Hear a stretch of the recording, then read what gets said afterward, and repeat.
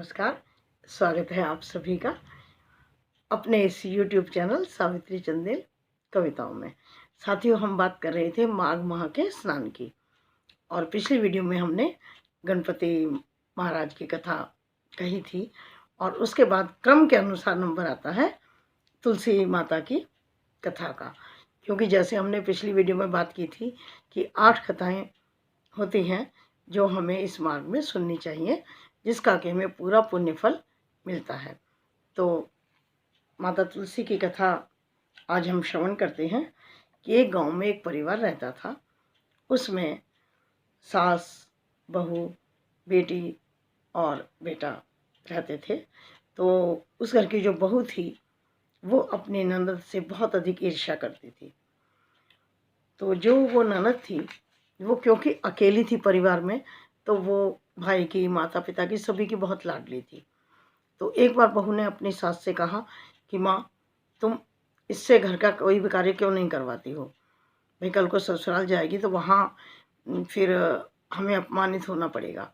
तो सास ने कहा कि नहीं, अभी छोटी है, जब बड़ी हो जाएगी तो कर लेगी। धीरे धीरे दिन बीतते गए और वो बड़ी हो गई।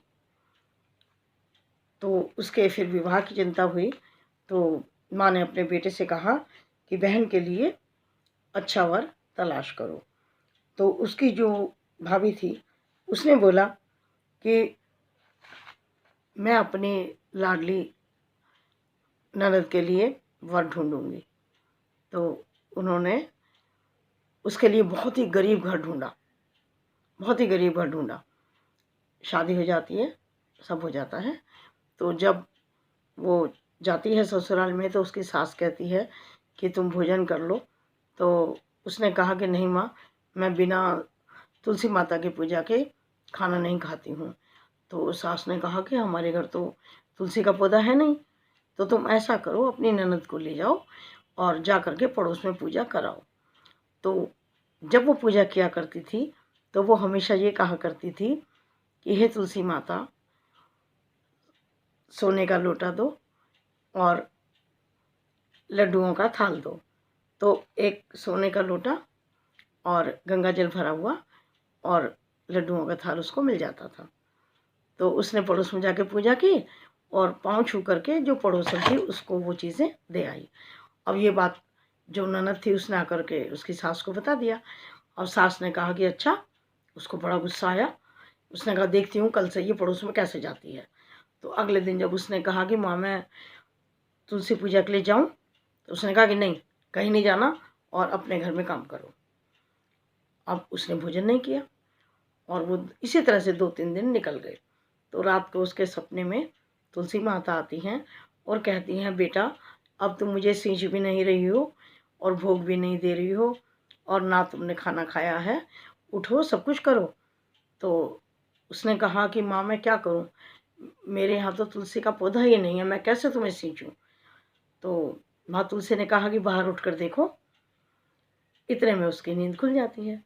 तो वो जब उसको सपने की बात याद रहती है, बाहर जागते देखती है तो एक बहुत हरा भरा तुलसी का पौधा होता है। वो उसको सींचती है और वही बात बोलती है। फिर उसको लोटा भी मिल जाता है और लड्डू से भरा हुआ थाल भी मिलता है। वो आकर के अपनी सास को देती है तो सास बड़ी खुश हो जाती है। फिर जब वो बाहर जाकर देखती है कि कितनी शक्ति है इस मेरी बहू की पूजा में, कि तुलसी माता स्वयं हमारे घर आ गई इसी की बदौलत। तो वो झुकती है अपनी बहू के सामने। तो बहू कहती है कि माँ, उल्टे बांस बरेली, ऐसा मत करो, आप मेरे चरणों की तरफ मत झुको, मैं आपके चरण स्पर्श करूँगी, आप तुलसी माता के चरण स्पर्श करो।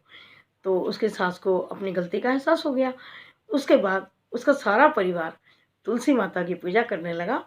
और धीरे धीरे, क्योंकि भाभी ने तो जानबूझ के बहुत गरीब घर में उसको दिया था, लेकिन माँ तुलसी की कृपा से उसका घर धन धान्य से भर गया और उसके घर में खूब अच्छा सा सब कुछ हो गया और वो बड़ा सुखी जीवन व्यतीत करने लगी। तो हे तुलसी माँ, जैसा आपने इन पर कृपा की उसी प्रकार से हम सभी पर अपनी कृपा करना। जय माँ तुलसी। धन्यवाद। नमस्कार।